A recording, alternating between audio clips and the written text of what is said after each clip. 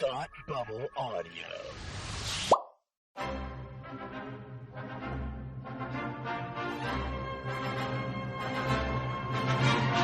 Look, up in the sky. You will never find the more wretched hive of scum and villainy. Welcome to Beer with Geeks with Tim and Frank. Who are you? I'm Batman. I am Iron Man. Your friendly neighborhood Spider-Man. Hi, Christopher. I'm Nero. My name is Inigo Montoya. You're a wizard, Harry. A couple of guys with a couple of beers and a whole lot of pop culture nostalgia. Make it so, number one. Ladies and gentlemen, the Beatles. Named the dog Indiana. Life finds a way. I am serious. And don't call me Shirley. Now sit back and crack open a cold one, because it's time for Beer with Geeks. It comes in paints. Shaken, not stirred. Great Scott! I was way off. I knew it started with an S, though.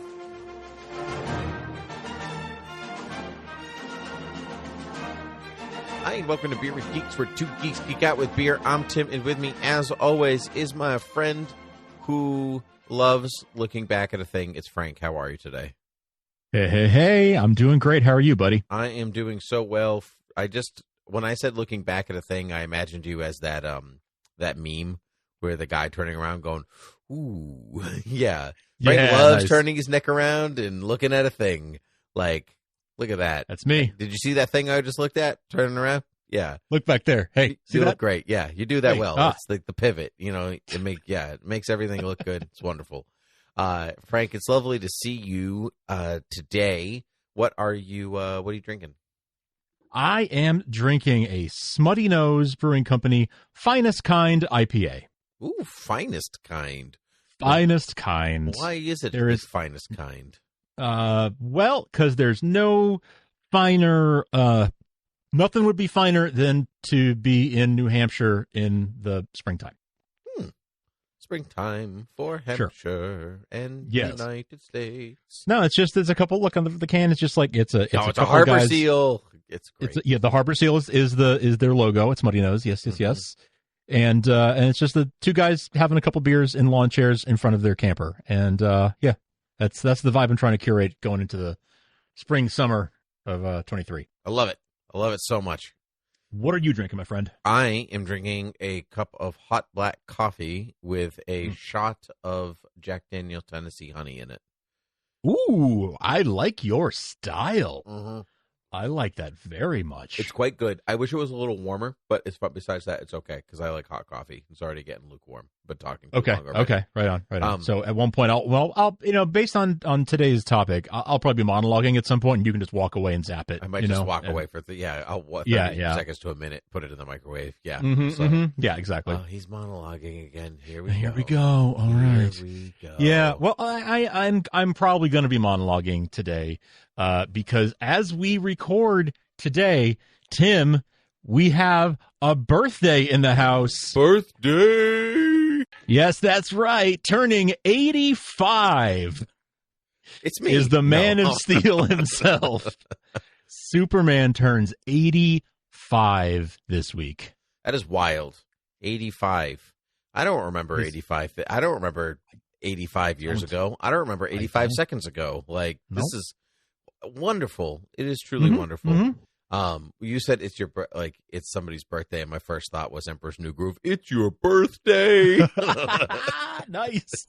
Very good. Very good. That's good stuff. Superman turns 85 today. Action Comics #1 was the published in May, but the printed in April. Is that the deal, right? Or did it come out and stands in April? Yes. The cover date was June. That's right. But the actual publication date was April 18th. Yep.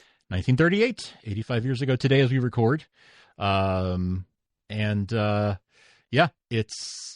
a good time to talk about the things that we love about the Man of Steel. Absolutely. We've talked about Superman many a time, but I don't know that we've actually gone through and really talked about sort of the famous firsts.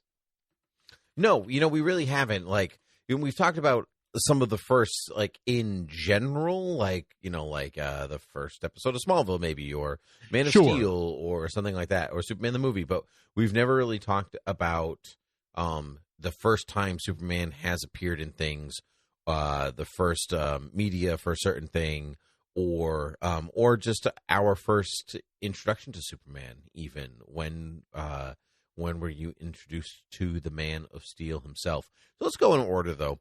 1938. Let's give our homage to Action Comics #1. Superman bursts onto the scene, a very famous image of him throwing down a car, that one guy screaming in the corner going, "It's a mad, mad, mad world. What do we do?" You know, that guy. Kind of. Sure. Yeah. Kind of looks like Bunches the Screamer. Yes. I assume you've read Action Comics #1 as the big Superman fan that you are. Many times. Yeah. Yes. I own a copy. Yes. Yeah. It's great. Truthfully. It's great. Like, it sets the standard that we're basically still living in. It's like the prototypical superhero origin story and everything. Like, it is like it's the mold for superhero stories, really, that came after it. Mm-hmm. What I find so interesting and refreshing almost about it is how quickly he solves the issues. He basically shows up and goes, "I know how to fix this. I'm going to take you and bring you to the police every time." Every time. He's basically just a justice delivery system. Yeah. He just comes and picks somebody up. It's like Justice Conveyance Belt. Did somebody order justice? Yeah. Someone will also need to order new drywall. I apologize. That's it. It's wonderful. You know, we never told the story of Larry Logan. Mm-hmm. Larry Logan is the other LL in Superman, who's actually the guy who has to follow him around and apologize for the damage and be like, "Oh, I'm so sorry.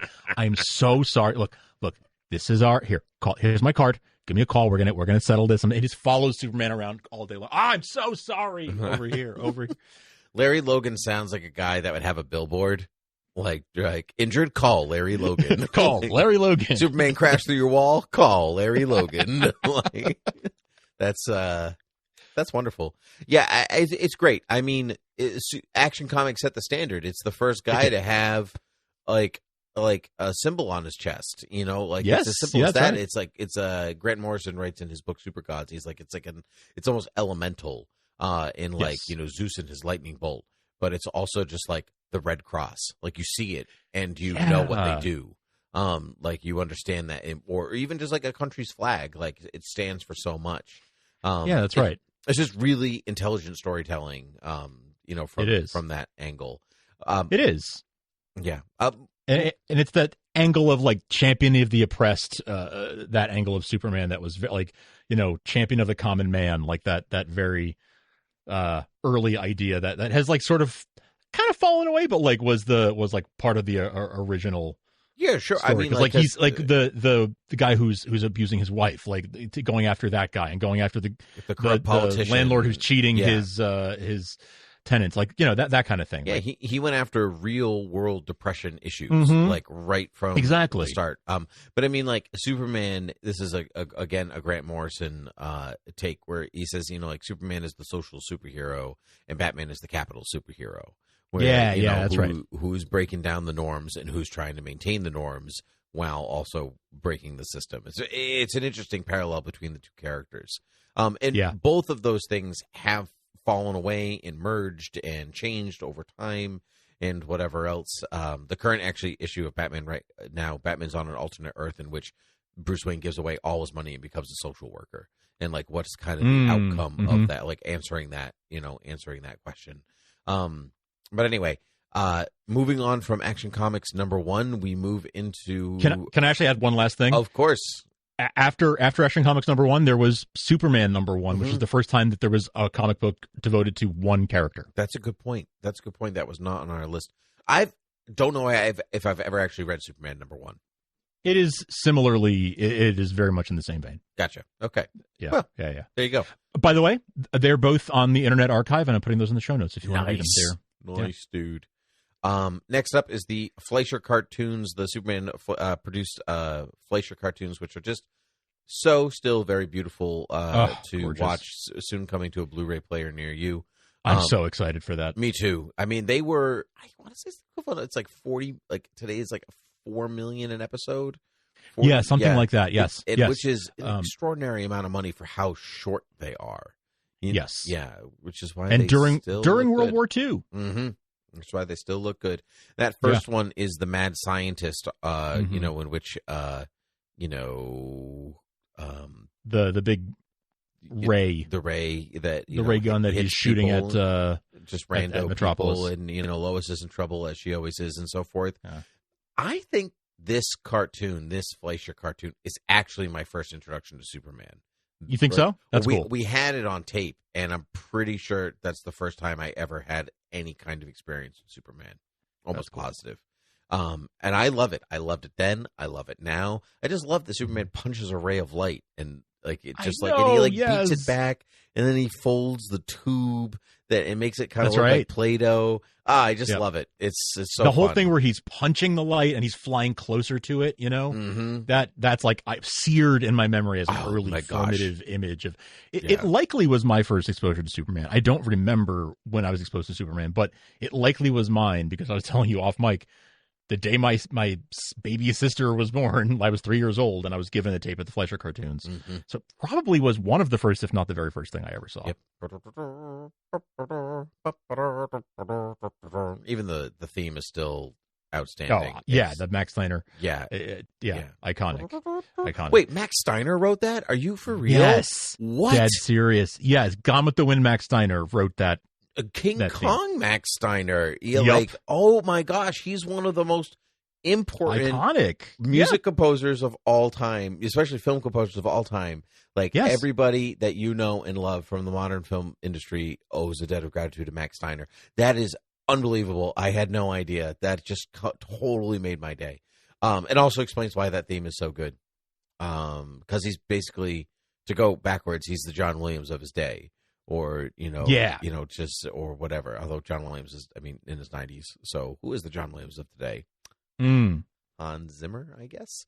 I guess. Anyway, I love the Mad Scientist. It's a great introduction to Superman, and it obviously gives us flying Superman. Oh, so very important. That's right. He does leap tall buildings with a single bound in the intro. He does. But then he flies. It's very interesting. Flying. Yes, yes. Yeah. It was easier to animate flight. He like kind of flies. Like he obviously does when he's punching the ray, right? He's like, that's not leaping because he has forward momentum, just basic physics. But it's it's interesting that it's like this weird like half world in which he like does kind of ascend and drop down. Yes. But it is at his own pace. It's wonderful. Next up, the old-time radio Superman, the Superman Adventure Hour, or whatever it's called. You, I know, have listened to all of it, right? Not quite all of them, but 80% of them. That's wild. I went through a big phase in college where I listened to them like I would listen to podcasts. They're very much of their time, but they are thrilling and super fun. Some a little bit silly, sometimes a lot silly, but always fun.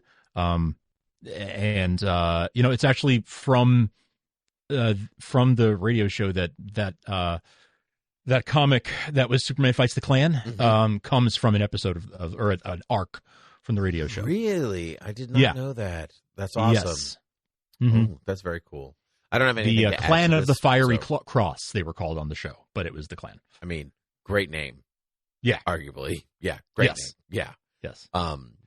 So you know what they're about. So, which is good. Yeah, they're right up. They're right up front. Very obvious. But there were like week-long arcs, and they were 15 minutes a day, Monday through Friday, and so you'd get like a little over an hour of story every week. Can you imagine that's like your job, like 15 minutes a day? Just come in and be like, minutes. "Stop you!" Blah blah blah. Yeah. Chains, door slam. All right, we did it, everyone. See you tomorrow. Like, yep. Wow. Yep. Wild. It really was that. It was the most like. Some of them are really like the story starts with them like leaving the Daily Planet. By the end, it's like, oh no, we got to the place and now it's something bad happened. What happened? Tune in tomorrow. Hey, 15 minutes it's a long stretch of time, but it's also no time at all in storytelling. Yeah. Keep in mind that that's including the live reads for Kellogg's cereal. Oh, sure. Kellogg's cereal. Good with milk. All right. Kellogg's Pep. Kellogg's Pep. Oh my gosh. Moving on to the 1950s with the Adventures of Superman starring George Reeves. Not related to Christopher Reeve at all. People No relation. No. I'm going to say that the movie Superman versus the Mole Men is the first one, but I don't actually know what the first episode of the show is. There's an episode that shows Krypton being destroyed, him getting rocketed to Earth, landing on Earth, going to Metropolis. Like, there's an episode that shows all of that in like a 4-minute montage at the beginning or something. Wow. And then gets into like first day at the Daily Planet. And then very quickly that's gone. And the show is completely episodic, and you can watch any episode in any order after that. Really, gotcha. You grew up on this show. I did. Yeah. If the Fleischer cartoons were not my first thing, then this show was my first thing, and I watched it a lot. I have seen every episode, many of them more than once. I don't know how many I've seen. Maybe a handful, maybe less than that. My real exposure to George Reeves did not come from Superman versus the Mole Men or basically any of the episodes. It came from him guest starring on I Love Lucy. Also iconic, yeah. Yes, and then kind of backtracked from there. But what I loved about his appearance on I Love Lucy, even as a kid, is that, like, he's not George Reeves. He's Superman. The whole time. Yeah, I know Superman. Like, yeah, even Ricky is like, they just talk to him about as Superman. Yep. Yeah, it's there pretty were kids special. watching. There were kids watching. Absolutely. But I knew he was the actor that played him on the show. Like, I was aware of that already. But but I just love that, like, he just goes for it. Like, even as an actor, like, you're an actor guest starring on the most popular show in America, and you're guest starring as your character. Who is a comic book character. It's just wild. Like, really good for him. Like, to be game for something like that. Imagine, right? Like, imagine being a 7-year-old and you watch him, and then, like, on your parents' show, I Love Lucy, he's over there, too. Like, he's a real person. He's a real person. He's all over TV. Yep. As himself. He's a real person. Yep. Right? To that 7-year-old mind, he seems like a real person. It's pretty wild. I think... not a lot, but I think the show ends in that episode ends in one of the best ways possible, in which Lucy's like stuck on the railing and it's raining and she's in her own Superman costume and what. And he's like, Superman's like, wait, you're married to her? Yeah, 14 years or whatever. And they call me Superman. They call me Superman. It's so good. It's great. A good ending. It's a wonderful ending. Classic. It is classic George Reeves Superman, and it is classic I Love Lucy at the same time. It's wonderful. Superman the movie comes out in 1978. The next real big thing. Frank, it's still great. Like, yeah. What can we say that hasn't been said? I don't know. It's still great. It completely changed the game in superheroes on the big screen. Hey, truthfully, in some ways, movies, like, a lot of credit is given to Star Wars in '77, which rightly so. But like, some of the sequences in Superman the movie still deliver. Like, I wouldn't call it like the most thing you've ever watched, but like for a little kid, especially, like it's still got it. Some of that stuff, the emotions still hit hard. Sometimes maybe a little too hard, a little overacting. Like there's a lot happening in that movie sometimes, but like it's still fun. You walk, like it's a product of its time, but it's one of those products of its time where you can walk away and still go, I don't even care, like that it was a product of its time, because I enjoyed the heck out of that. Like, that's what's just so charming and wonderful about it. My wife is not a superhero person, like, at all. She doesn't care in, like, even the remotest of senses, unless, like, she can get, like, around the superhero-ness of it, enjoy it for something else. But Superman the movie is one of those movies for her where, like, she watched it with me because I was watching it, and she was like, I really enjoyed that. Like, that was fun because that was, like, just meant to be fun. And in some ways, almost like a Star Wars or an Indiana Jones or, like, it's just fun. Even if bad things happen, at the end of the day, you still feel good. And that is, to me, Superman. Like, That's right. Bad things happen, but at the end of the day, he's still a warm and cuddly blanket. Mm-hmm. Mm-hmm. Yeah, Superman is my Snuggie. Like that's that's kind of what the character. Well, I mean, like going back to Action 1, he wasn't necessarily warm and snuggly, but he was like the righter of wrongs, and that's right. And he cared about making things right, and at the end, and that's that's the Superman I'm looking for all the time, no matter what, forever. And so like right on, right? You know what I mean? Yeah, totally. Yes. It's one of those movies that is just a movie that happens to be about Superman rather than being a superhero movie. Do you know what I mean? Yes. Yeah. And like you were saying, like Star Wars, like Jaws, like all these movies that are like, sure, they're a genre movie, but it's more of, it's a movie. It's one of the great movies of all time. And this one happens to be about a superhero. Mm-hmm. And this one happens to be about, Casablanca. Sure. Yeah. Why not? John Byrne's Superman, after Crisis on Infinite Earths, DC Universe gets rebooted in the comic book universe, and John Byrne gives us his reiteration of Superman. Tell me your thoughts on it, because truthfully, I've definitely read the first issue, but it's been a long time, and I don't really remember anything about it. Everything that's been kind of like co-opted by Man of Steel are the things that I remember. Sure. The John Byrne Superman introduced a whole new introduced the dynamic at the Daily Planet that we're probably all used to in comics, like the having the full cast of characters beyond the Lois and Jimmy and Perry, having the Steve Lombards and the Ron Troop, like having that really be a part of the dynamic. Mm-hmm. That dynamic was started there.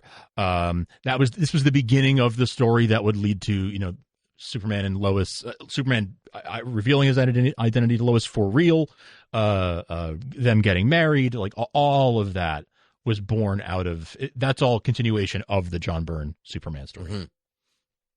Mm-hmm. I think that as much as you could talk about any of these versions of Superman leading from Action Comics #1 or Superman #1 all the way to John Byrne, it is his vision of Superman that has pretty much persisted in the public consciousness. Yeah. Like henceforth. Like, that's right. Like yeah. it really hasn't changed much since him. And so and maybe some film things or whatever have changed a few things, but ultimately, like the world of Metropolis, the world of Superman that we recognize is still his. Yeah, I think that's right. I think the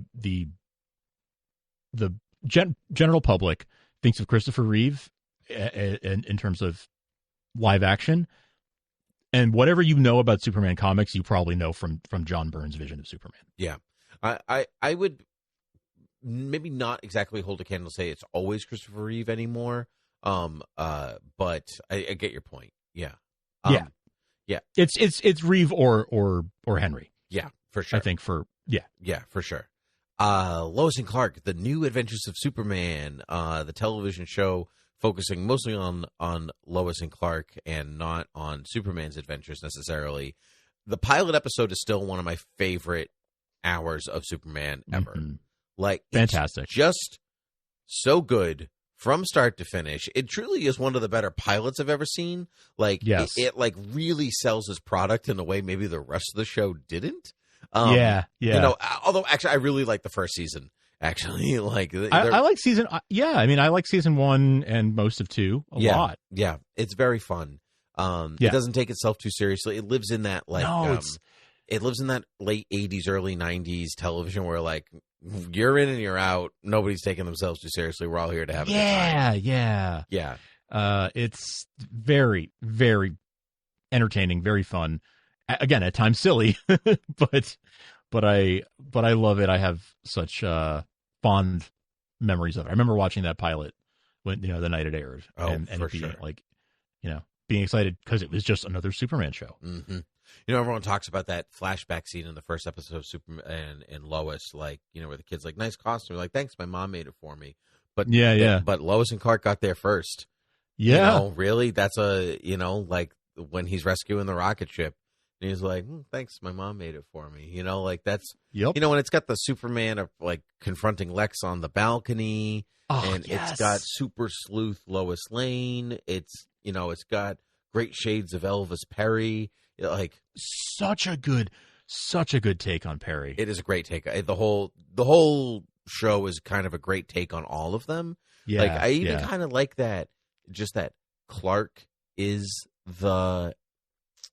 it gives us the Clark is the better personality, or Clark is the dominant personality instead of Superman. Like Superman's kind of stiff. Clark even has a personality, right? Yeah, or one that you like want to be around. Like he's like actually good at his job, or whatever. Yeah, I it's prefer that old thing of is Superman the disguise or is Clark Kent the disguise? Right. And in the early days, Clark Kent was the disguise, but in the last few decades, and Lois and Clark is a great example of this. In the last few decades, Superman has been the costume, and that's you can tell a lot of really cool stories that way. And I think what Superman has ultimately become too is that neither of them are costumes. They are just like he's just ultimately a good person no matter what outfit he's wearing, and he really isn't discernibly different in and out. He just is. That's right. And, maybe he's maybe a little bit more. Shows maybe a little bit more of like an overt leadership quality, or something like that, or an authority in the suit. But I think the suit is the thing that's doing the work. Like I think just like Clark is Clark, no matter what you're getting, and I love that. Love that. The Superman died in the 90s, as we know, and I would say that the Return of Superman is the next kind of big first. Mullet Superman. I think I don't know if anything was terribly different. It just he just was. What do you think? I mean, it was a big event, but when he came back after the dust settled, he was basically the same. I mean, they did the death of Superman to kill time before having Lois and Clark get married, so that it would line up with when it happened in Lois and Clark, the TV series. So the whole death and return kind of is only meant to be a sort of a pause, a big monumental pause, but a pause. And that's kind of what it was. Comics once it was all over. Yeah. Once it was all over, it kind of went back to status quo, and then they got married. And the world was better for it. Hasn't looked bad since. The Superman, the animated series, I would say that first couple of episodes is really like, it's kind of like a premiere movie between the first half hour on Krypton, and then the second in Smallville, and then the third, him in Metropolis as Superman. Yep. It's a really good hour and a half. So strong. It's so strong. I mean, because this is Bruce Timm hot off the heels of Batman, the animated series, right? Like he's like sharpened his craft. And Paul Dini and Alan Burnett. I think they all of them. over. Yeah. All of them. Yeah, that's right. Yes. And it is, again, you're right. Like sharp as nails. And it's pitch perfect because it gives us a Krypton to care about just to take it away. Establishes an incredibly good take on a classic Superman villain in Brainiac. Yes. And then gives us a Clark to care about, and I like Superman the Animated Series is he's not an overpowered Superman. Like he has all of the same powers, but they're not like he's not at a 10. Like he's still kind of growing, and some of that was to sell toys, so he could have like of course the space suit and all those types of things. But but I don't care. It was good, and those first episodes are great. Near and dear to your heart and mine, the pilot episode of Smallville, which is, I think, one of the better pilots to come out of that era. Again, if not for all of television, because it so firmly establishes a tone, a character, and truly it does not. So many shows you get a pilot and then you get a couple episodes where they're still finding themselves, and Smallville didn't do that. It's like, here's the pilot, this is what we do, and it just goes, and it doesn't knew what stop. It was. It knew what it was. Al Gough and Miles Miller had a very particular vision for what it was going to be, and it was very consistent for a long time. for most of the run of the show. Honestly, it was very consistent. Yeah. About halfway through, things start to shift, but it's like so comes right out the gate, and it is so of its time, and in such a great way. Like, it captures that early 2000s era like perfectly. And it's a very good example of like that genre of TV, the teen drama, early 2000s teen drama, but wearing a Superman jacket on it, not a cape, but a jacket. Exactly. And it is generation defining for, I mean, especially for you, for me, and I, of course, recognize certainly things as of their time in different ways, but I do know people that have taken to it years after it fell off. And I think that's the sign of a really good show and a good product and a good way to honor a character. Because so I've talked about this on previous episodes, but I'm watching The Next Generation really for the first time, every episode, and like it started in 1987, right? So like it's old, but I am enjoying every second. Even the episodes I look online, like, this episode's a 5.3 out of 10, and I'm like, no, it is not. It is great. All of it's still Star Trek, right? Yeah, but it's like it's got some shows just have a mood that make you feel good, and next TNG is one of those. Smallville is one of those. Like, it's just a warm and cuddly blanket. I've talked about before, and that's what's so wonderful about Superman. In the comics, after Crisis on Infinite Earth, there was Infinite Crisis, which is really where you and I really started reading books, and there was this 1 year later jump in which we caught up to Superman, Batman, and Wonder Woman a year after those events, and like what they've been up to and whatever else. And we had Jeff Johns on Action Comics and Kurt Busiek on Superman.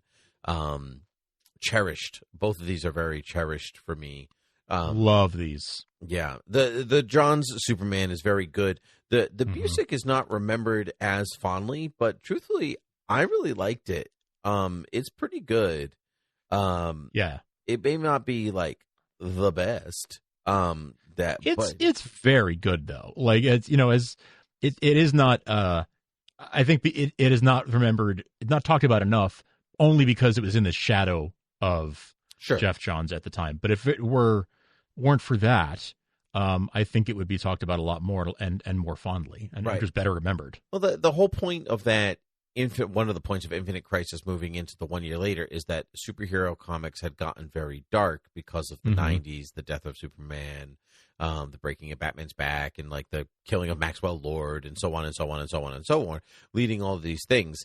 And so the 1 year later jump is to put in some of the coziness of superheroes again. And I think that both Johns and Busiek do that, and I think like it is a character that I recognize again. That's what I love, right? Even like the Fleischer cartoons, like Superman, like Clark would joke with Lois. He's like, "Oh well, Lois, blah blah blah blah blah." Like it's just like at the end of the day, everyone's just having a good time. Everyone's happy to be alive, and that's what it brought back to comics. Speaking of nobody wanting to be alive, Man of Steel is what's next. So I couldn't plan it better myself. Like, these things just come out.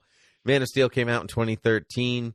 It offers a more bleak Superman, a Superman who is trying to be hopeful in an unhopeful world. I think that's maybe the best way to do it, because in just Man of Steel, you take Man of Steel as is. Even BVS, actually, like, he's trying real hard.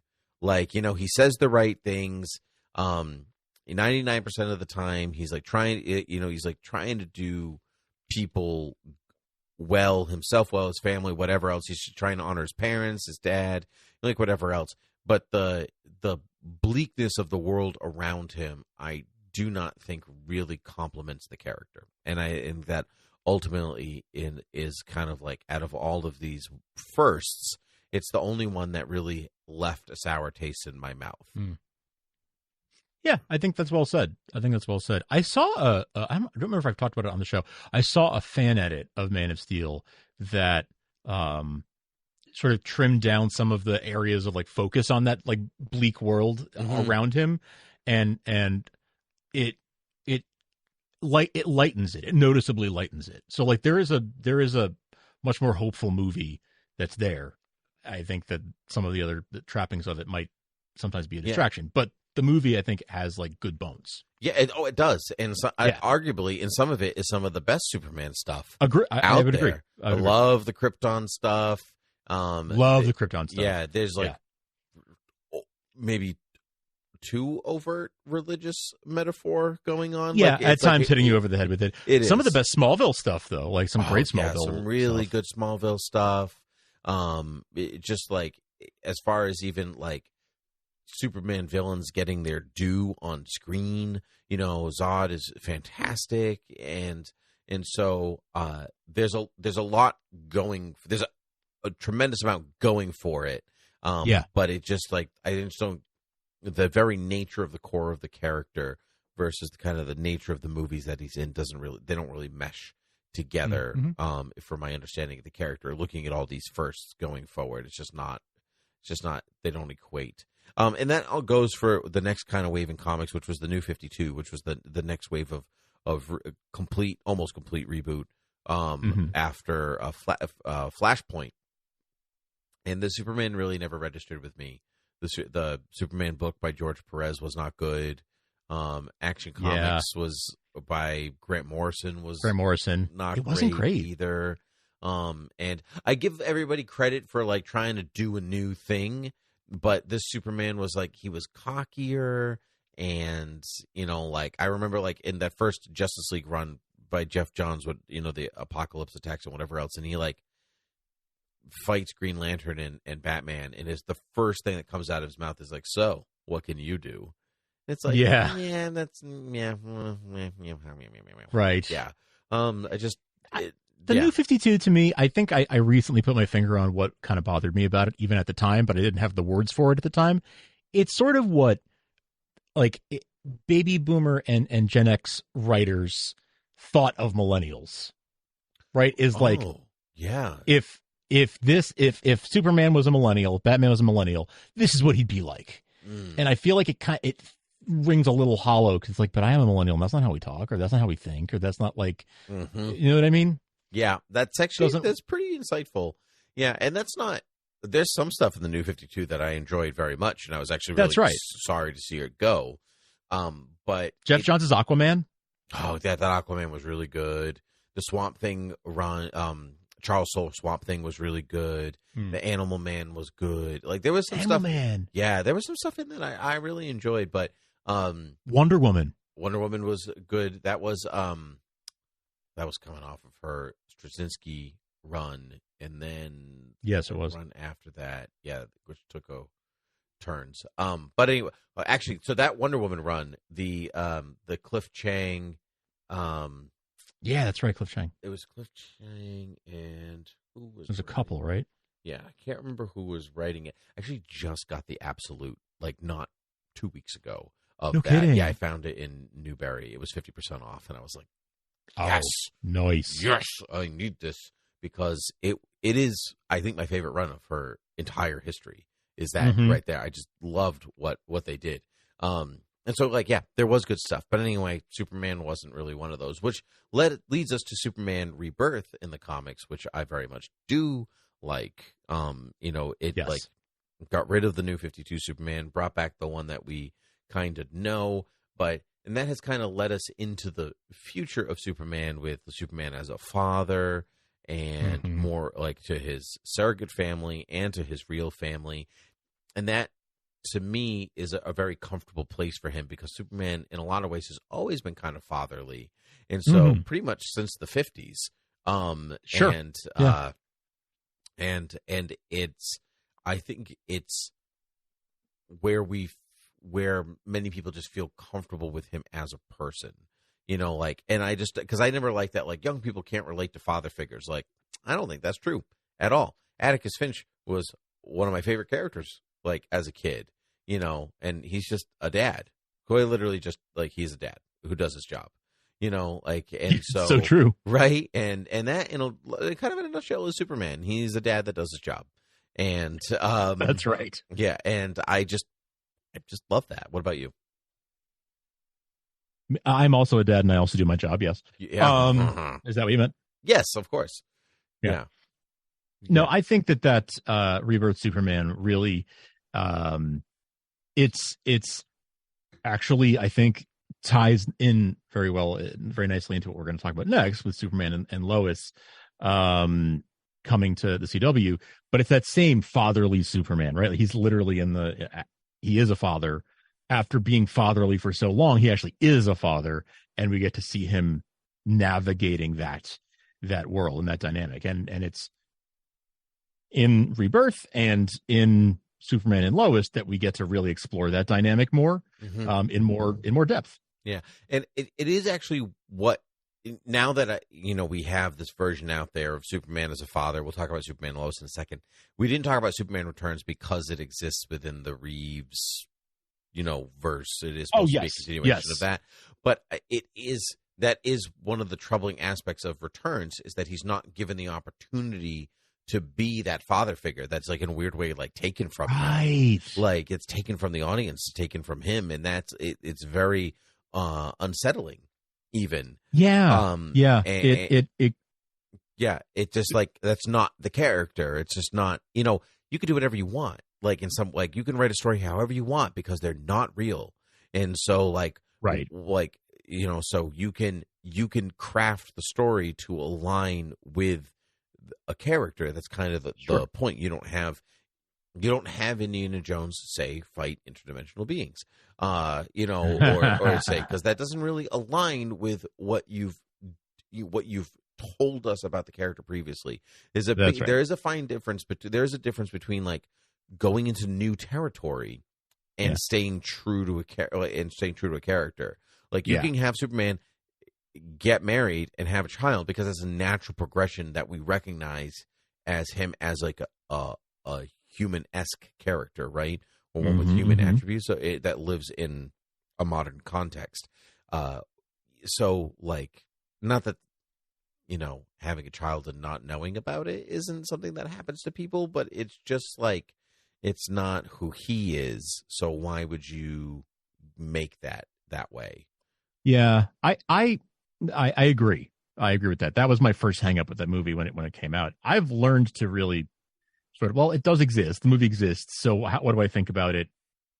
As it exists, and I really have grown to love it. Oh, there's some really great stuff in it. Yeah. Oh, yeah. I know you. I know you're not like anti. Yeah, I am not anti Superman Returns really at all, because I recognize what it was again, like hindsight. Like I recognize what it was doing, and it's funny that my complaints like he doesn't throw one punch now. I find quite comforting. In some way that Superman is like on like purely defensive mode, which is like this like in its own way like a really nice thing about the character. He's almost like a Jedi that way, right? Like Superman uses his powers for knowledge and defense and never for attack. Right. It's like kind of weirdly like that. And so which is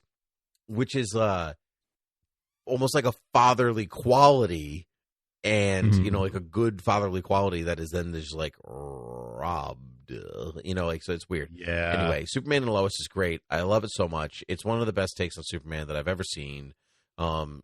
Whether he's Clark or Superman, I just recognize him fully as the character that I love, while bleeding into new territory that we've never really seen with Superman before. And I think that first episode really sells that character, as does his first appearance on Supergirl. Yeah. Tyler has been nailing this character since he stepped into the boots. And those first appearances on Supergirl, we talked about back in the Supergirl TV Talk days, and he was like a warm blanket, to borrow your phrase. He felt like, oh yeah, he's just Superman, like no origin, just like he's been Superman for like 10 years, and here he is. And he just immediately felt right for the role and transitioned very gracefully into his own show. And Bitsy Tulloch, same thing with Lois, was a great Lois right out the gate, and has very beautifully transitioned into being a week-to-week character, and like they've both done phenomenal work in bringing those characters to life in a way that I really, really enjoy. Mm-hmm. Absolutely. And then finally, that pretty much, ends our list of firsts in some way. But we do have Superman Legacy coming up, which would be the new Superman film for 2025. Yeah, 5, 6, something like that. I believe that's the plan. Yeah. Yep. And they are full into pre-production mode right now. Was announced today. The script is done. They're in costumes and sets and like all the good fun stuff about pre-production. And I am hopeful, truthfully, for the story that hopefully we're telling. One, James Gunn said that I was thinking about this. He said he wrote it for his father, which I find, or just like it was influenced by his dad. So to me, maybe we are getting the Superman dad story here, but told in a different way than Superman and Lois is telling it, or that the comics did. But I think that this DCU moving forward is going to be really interested in its superheroes and its children, because we know that Batman Brave and the Bold is going to be Batman and Damian, Batman's son. So I wonder if that's also where we're headed with Superman Legacy, but we're not quite sure what that story is just yet. Right. But I'm excited for it. Me too. I'm excited for it. Me too. Everything that James Gunn has said have gone, yes, that's Superman. Yes, Me that's too. Superman. Yes, that's Superman. Me too. He hasn't said anything yet that gives me pause. I'm like, all right, this is all. I agree. Like I agree with your take on everything so far. Yep. So yeah. Oh, very exciting, Frank. It was so good to talk about some of the things that we've never talked about before on this show, like exciting stuff. Yeah, a lot of exciting stuff. I don't know. It's hard to say after 400 something episodes what we haven't talked about, but yeah, it's true. Yeah. I love talking about the Man of Steel, and I love talking about him with you. If folks want to hear more Superman talk, you can go to supermantvtalk.com, where Derek and Robin and myself talk about Superman and Lois every week. But you can also find Beer with Geeks at beerwithgeeks.com, beerwithgeeks at gmail.com if you want to drop us a note. You can rate and review us wherever podcasts are found. Subscribe to us wherever podcasts are found. And you can support us on Patreon at patreon.com/thoughtbubbleaudio if you want to help us pay the bills that make this show happen. Very good. Well, Frank, it was great to talk to you about 85 years of Superman history. We hope to be here in another 85, probably. Who knows what the marvels of medical science will deliver. But until next time. I feel good about it. I think so, too. Until next time, cheers. Cheers.